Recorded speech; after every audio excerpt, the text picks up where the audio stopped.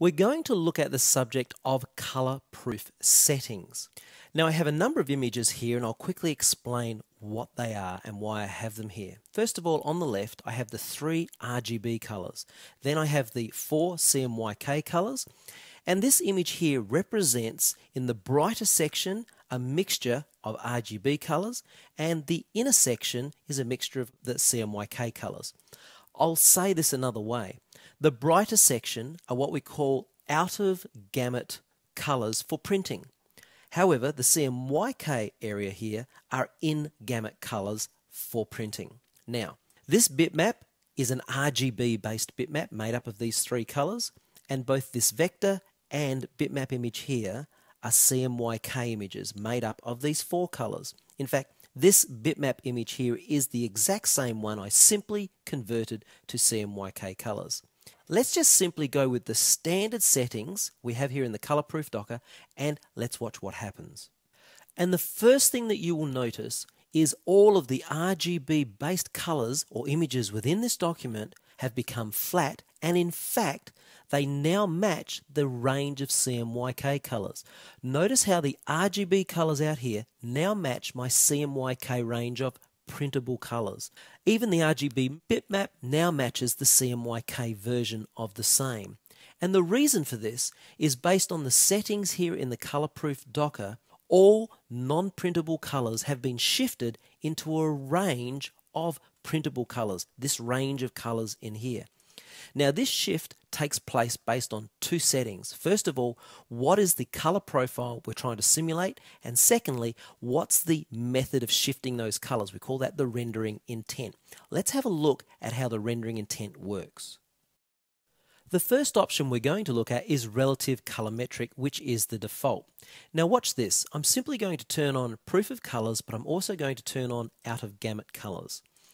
Now everything that's highlighted in green here, as you can see, is really non-printable. But what we're wanting to do here is, of course, shift everything into a printable range of colors. And this is what color proofing does, and this is what the rendering intent does. These colors that are in this unprintable out of gamut range, well, they have to be shifted into the CMYK range of printable colors. Let me turn this off. These 2 points here of yellow will both be shifted to the brightest available printable color in the CMYK range of colors. This blue here will again be shifted to the brightest available blue within the range. Now I've depicted this here based on this image. This blue very much matches this blue. When I turn on proof colors, this blue will convert very close to this color or range of colors. So as I turn that on, you can see that color there very much matches that color there. And really, this is what the rendering intent does. It makes a decision on how to shift the colors into the range of printable colors. The other thing that relative colorimetric does is it takes into consideration, based on the profile, the color of the substrate or the paper we're going to print on. So what we're looking at has a white point that has been shifted so that we accurately see what the end print will look like. If I now go ahead and change this to absolute colorimetric, the first thing you'll see is that the background color changes. Now the reason for this is absolute colorimetric looks into the profile and says, okay, well, this is a depiction of the color of the substrate represented in this profile. Therefore, this is what this image would look like. It shows us this without changing the white point or the CMYK values. It maintains the integrity of those values. It uses the same method to shift the out of gamut colors into the CMYK range of printing, so that method is the same, but the white point is not adjusted as it is with relative colorimetric, and that's the primary difference. Looking now at the perceptual option. Unlike the relative colorimetric we learnt about earlier that takes these 2 points of yellow that are out of gamut and shifts them to one single point, the brightest available point that can be printed, the perceptual option tries to maintain the relationship between all colors. So that brightest yellow, well, that's moved to the brightest available point, but that next yellow along, as you can see, it's mapped further into the CMYK range. You'll even notice the green has also been remapped to a different point as well. What Perceptual does is it takes all points within your image whether they are out of gamut or in gamut, and it shifts them all together, maintaining the relationship between all of the colors. Now, the advantage of this is that all of the critical tonal and detail information about your image is maintained. However, it's not quite as color accurate because even the colors that were in gamut, they are also shifted. And our last option, saturation, and probably the least used option, this option moves color slightly differently. For the colors that are out of gamut, it moves them in the same way toward the brightest available printable point. However, colors that are in gamut, printable colors already existing within our range, they can be shifted out to a brighter point. Or, if you like, the result is a brighter, more color saturated image. Quite suitable for business graphics, but you would not want to use this option if you're working with photographic information. Now that we understand the process of remapping colors into the selected environment, the shifting of colors to match the chosen color profile, I'm going to choose a different profile. I'm going to choose Japan Color Newspaper because it has a very limited color range. I'll turn on proof colors, and the result is quite flat and dull, which is what you would expect because it's printing on newspaper.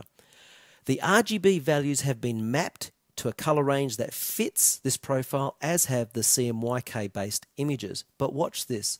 If I turn on preserve CMYK numbers, notice only the CMYK images change. What's really happening is I'm saying, okay, I don't like your mapping. I would rather keep the values that exist. What do they look like when printed in this environment? And in fact, I like this result better.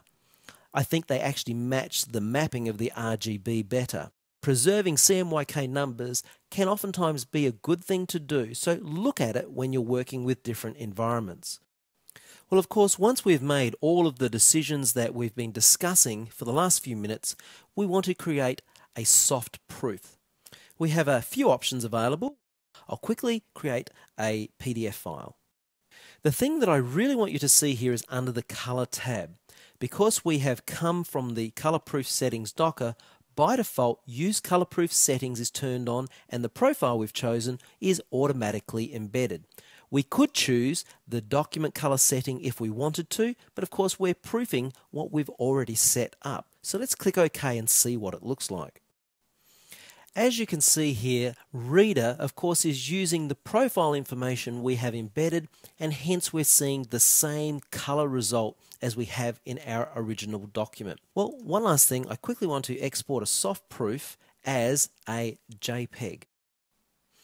And the thing I want you to see here is, again, by default, because we've come from the Color Proof Docker, Embed Color Profile has been selected.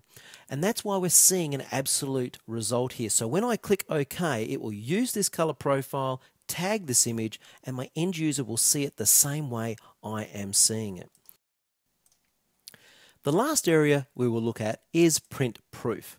And this brings up the print dialog box. Now, first off, I want you to notice there's a new tab called the Color tab. The tab alongside is called Composite, and that's because I have Composite selected. If I choose Print Separations, it changes to a Separations tab where we can go and make some adjustments. I want you to see that the colors are being output to my printer in RGB. The reason is because the printer I have is a Windows-based printer or GDI printer. It must receive the information as RGB. Therefore, all of the CMYK colors in this document have to be converted, and that conversion will take place based on the selected profile. Now, your Windows printer, if you have one, may have a different profile to this that was installed with your printer. After printing, if you're not happy with the results, I recommend that you choose this particular profile. It's the same profile we chose when we created our document as to how images would be rendered to the screen. Give it a try. If you work with a PostScript device, I'll select one here, you have some additional options. You can output as CMYK or RGB, and of course everything works as discussed. Or if you turn on Use Document Color Settings, you can choose whether CorelDRAW performs the color conversion, or if you choose the PostScript device, it will do all of the color converting for you.